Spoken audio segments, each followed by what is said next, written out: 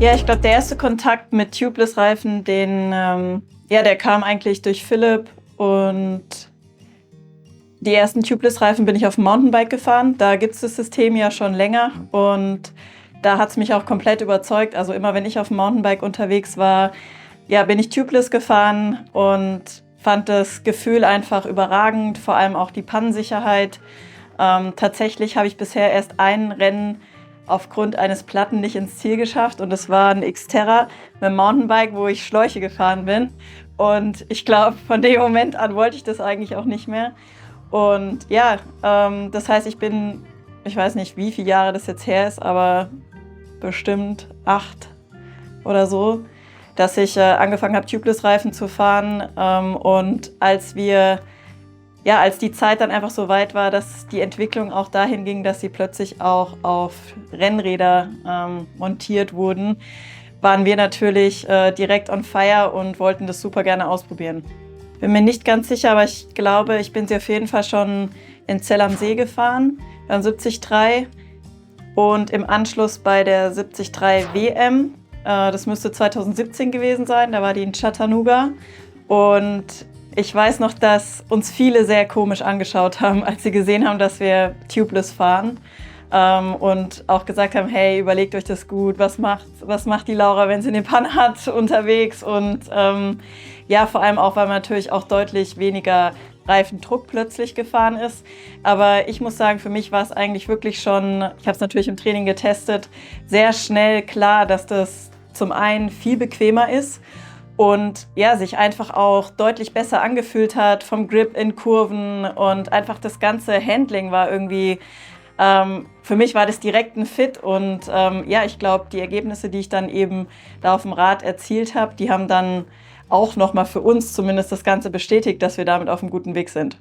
Ja, ich habe eben seit 2017 die Reifen eigentlich nicht mehr runtergenommen. Also ich habe natürlich neue Reifen drauf gemacht, aber seitdem fahre ich Tubeless und habe dann auch 2018 in Barcelona meine erste Langdistanz damit gemacht.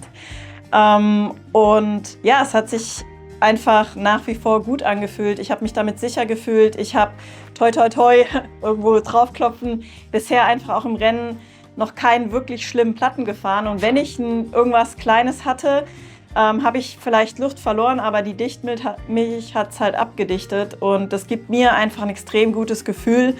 Und ja, die Leistung, die ich 2018 eben bei meinem ersten Ironman erzielt habe, liegt sicher auch mit daran, dass ich halt einfach sehr gut über die 180 Kilometer auf dem Rad gekommen bin und dann halt auch quasi beim Debüt direkt darauf auch noch richtig gut laufen konnte. Und ich glaube, das ist auch ein ganz wichtiger Teil von Reifen, von dem ganzen Rad-Setup am Ende, dass es quasi so ein bisschen den Grundstein legt, auch wie gut du natürlich laufen kannst. Und zum Beispiel der Punkt Komfort. Und das geht für mich eben beim Tubeless auch mit einher, dass ich einfach weniger Druck fahren kann und zum Beispiel bei einer ruppigen Straße oder Unebenheiten einfach viel geschmeidiger drüber komme und dadurch auch zum Beispiel meine Muskulatur halt einfach ein bisschen mehr geschont wird und ich halt einfach ein bisschen fitter beim Laufen ankomme. Ja, so mit den krassesten Defekt, wobei es eigentlich kein wirklicher war, weil ich konnte weiterfahren im Endeffekt, hatte ich tatsächlich auf Maui. Da liegt auf den großen Straßen schon einiges rum auf dem Seitenstreifen und ich habe irgendwann so ein metallenes Geräusch gehört und habe irgendwie das eigentlich so am Umwerfer verortet und habe dann gedacht, ich halte mal an und gucke einfach mal nach, weil irgendwie hat mich der Sound einfach genervt. Aber ich habe beim Rollen eigentlich gar nicht wirklich was gemerkt. Dann habe ich angehalten und dann guckte da so eine richtig fette Schraube aus meinem Reifen raus. Und ich hatte aber weder irgendwie krass Milch versprüht und das irgendwie gemerkt, noch dass ich jetzt viel Luft verloren hätte aus dem Reifen. Das heißt, dieses Geräusch kam einfach von diesem Abrollen der Schraube. Aber im Endeffekt hätte ich ein Rennen beenden können, obwohl wirklich, weiß nicht, halbe Zentimeter Durchmesser Schraube in meinem Reifen drin steckte. Ich habe mich dann dazu entschlossen, die doch zu entfernen, weil ich dachte, dann rollt es vielleicht doch ein bisschen smoother. Und ich glaube, das Geräusch kam am Ende halt auch davon, dass die Schraube irgendwie meinem Rahmen ein bisschen zugesetzt hat. Und dann habe ich halt einen Dynaplug da rein gemacht und habe mit einer Kartusche nachgepumpt oder mit einer Pumpe, weiß gerade nicht mehr. Und ja, dann hat das Ding richtig gut gehalten und ich nutze natürlich solche Erlebnisse. Im Idealfall passieren die natürlich im Training und dann kann man es richtig schön testen, einfach auch den Reifen zu beobachten über ein paar Tage, was passiert denn, verliert der massiv Luft und so weiter, um Erfahrung zu sammeln, dass ich eben dann auch in einem Wettkampf unter richtig viel Druck dann die richtige Entscheidung treffen kann. Und für den Reifen kann ich nur sagen, der hat dann bombenfest gehalten mit diesem Plug und weiß nicht, ich habe ihn, glaube ich, vielleicht sogar noch im Training ein paar Monate gefahren. Nee, ich hatte noch eine Panne mit Prototypen, wo wir sie getestet haben auf Mallorca. Da hatte ich einen Platten, weil es war wirklich halt ein Reifen, der eigentlich für wenige Kilometer gemacht war und ich bin den da einfach tausende Kilometer gefahren. Das war quasi der Maximalprodukttest. Das ist natürlich auch noch das Gute. Es ist eine kleine Sauerei, aber man kann natürlich auch in einen Tubeless-Reifen zur Not einen Schlauch einziehen. Das heißt, man kann auch wirklich super safety-mäßig sich auch noch einen Schlauch mitnehmen, den einziehen wie gewöhnlich, aufpumpen, geht natürlich auch. Tatsächlich ist ja bei den meisten Triathlon-Strecken das Gewicht des Setups nicht so entscheidend. Deswegen tendieren wir auch manchmal dazu, so ein bisschen mehr Milch noch in die Reifen zu machen, einfach als Safety-Backup sozusagen. Jetzt steht dieses Jahr mit Nizza plötzlich eine Strecke auf dem Programm, die sehr, sehr viele Höhenmeter hat, wo plötzlich das Thema Gewicht eben auch doch wieder relevanter wird. Und natürlich haben wir uns da auch jetzt mit meinen Partnern schon ausgetauscht, wie vielleicht das beste Setup dafür aussehen könnte. Und gerade auch in puncto Reifen ist natürlich spannend, dass es mit dem neuen Aerotan-Schlauch eben doch jetzt auch eine Kombination gibt, die sich in Tests als sehr schnell und vor allem auch leichter erwiesen hat. Ich bin tatsächlich jetzt einen Laufradsatz, als wir in Nizza waren, Anfang des Jahres auch schon mal Probe gefahren und es hat sich auch gut angefühlt, aber ich muss sagen, von diesem ersten Test war eigentlich mein Gefühl, ich tendiere doch gerade auch so auf der Abfahrt mit Kurven und so zu dem Tubeless-System wieder. Kann natürlich auch so ein bisschen einfach Gewohnheit sein, dass sich das einfach vertrauter anfühlt. Jetzt habe ich die Aerotan gerade auf meinem Rennrad und fahre deutlich mehr Kilometer damit und auch einige Höhenmeter. Und ja, gerade, ich würde jetzt nicht sagen, das Blatt dreht sich, es ist weiterhin noch ein Prozess, ist noch nicht entschieden, aber ich merke gerade schon, gerade wenn ich jetzt zum Beispiel an meinem Hausberg, dem Königsstuhl hier, Bergintervalle fahre, dass das Setup gerade sich richtig gut anfühlt. Und ja, ich bin gespannt, wenn wir wirklich vielleicht nochmal am gleichen Tag auch wirklich 2 Reifen gegeneinander testen. Und dann wird es spannend Richtung September, wie dann die Entscheidung fällt.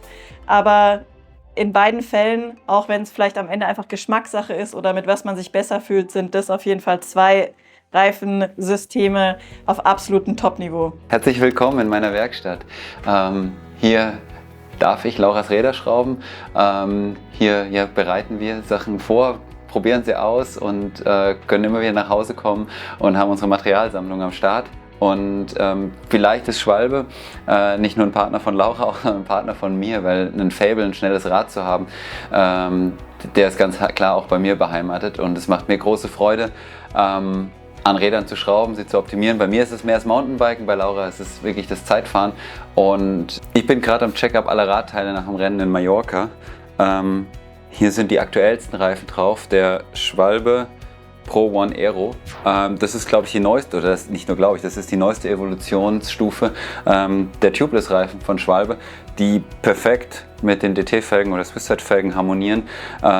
Und das Coole daran ist, dass wir hier nicht nur die Vorteile von Tubeless haben, reduzierter Rollwiderstand, erhöhter Pannenschutz und so weiter, sondern ganz besonders jetzt hier auch noch auf dem Vorderreifen der Karkasse, die so ein bisschen spitzer zuläuft und damit aerodynamisch optimiert ist, und auf dem Hinterreifen gibt es eine ganz normale Karkassenform und die Reifen, das sind normale Serienreifen, das ist quasi das Endprodukt von vielen Jahren Entwicklung, was in diesem Jahr auf dem Markt zu haben ist, und das ist mega schnell, sowohl aerodynamisch optimiert als auch vom Rollwiderstand optimiert, und es macht allein schon vom Montieren riesen Spaß, weil ihr hier weder einen Kompressor noch irgendwas braucht für die Montage und einfach ein super schnelles Setup habt und nur ein pannensicheres Setup. Ich glaube, das ist richtig, richtig cool.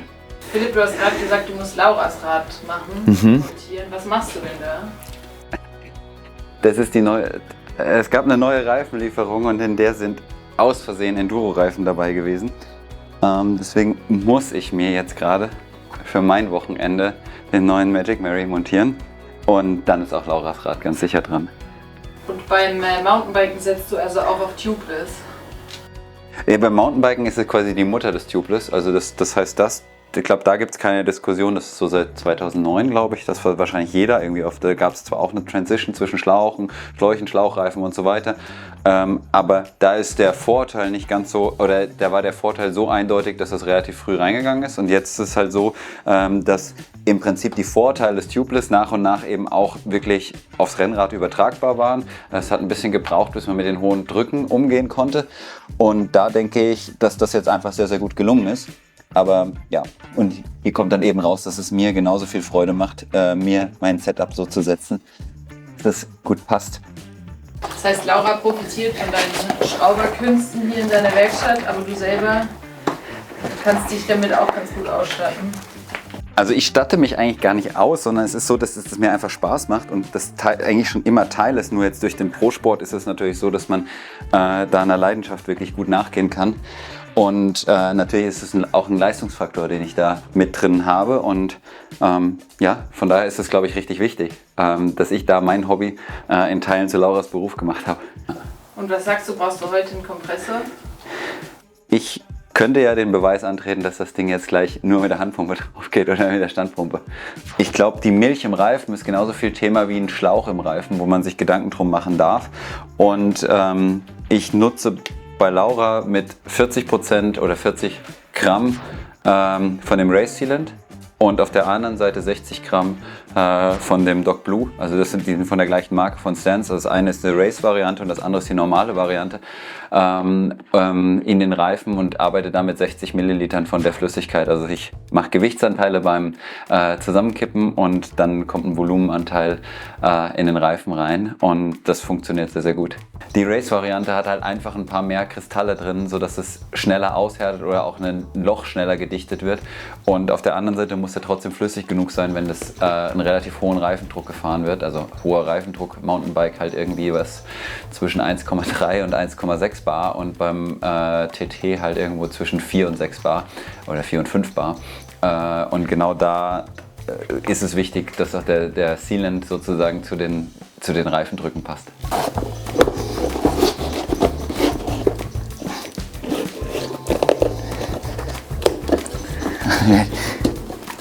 So, jetzt müssen wir noch den Sealant da reinhauen.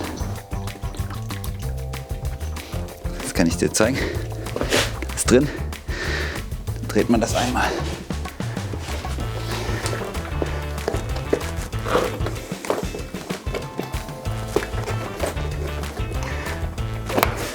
Ich habe schon mal gesagt, ein guter Reifen klackt dann direkt ein. Und jetzt der Versuch, Reisekompressor.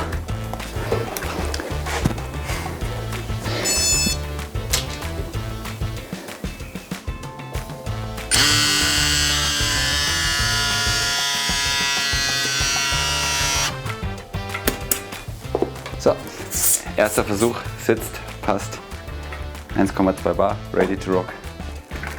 Tipptopp.